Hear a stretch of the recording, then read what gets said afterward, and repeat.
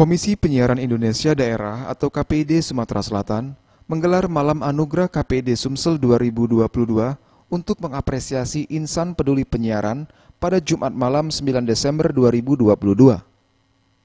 Pemerintah Provinsi Sumatera Selatan mengapresiasi acara KPID Sumsel dan harapan pemerintah KPID Sumsel dapat menjadi wasit dalam konten di televisi dan radio. Hal ini disampaikan Edward Chandra selaku Asisten 1 Pemerintahan Sumatera Selatan.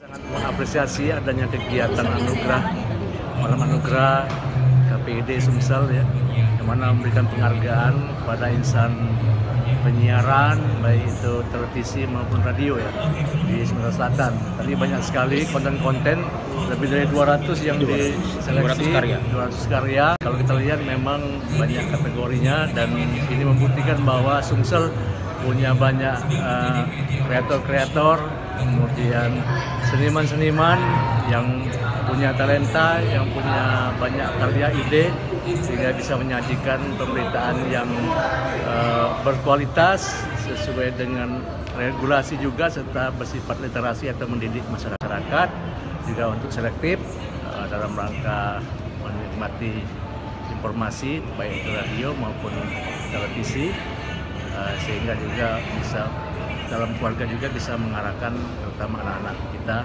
sehingga mereka bisa mendapatkan pemberitaan atau hiburan yang mendidik. Seperti harapan dari Bapak Gubernur pada saat penyampaian pada saat pelantikan KPID, bagaimana terhadap KPID sendiri untuk berupaya menjadi wasit yang baik, kemudian juga dapat mencegah preventif ya. Selanjutnya Sriwijaya TV mendapatkan 2 penghargaan, yaitu presenter terbaik Desti Indah Rizky dan presenter favorit Rara Muzir. Dari Sriwijaya TV. Tim Liputan Sriwijaya TV.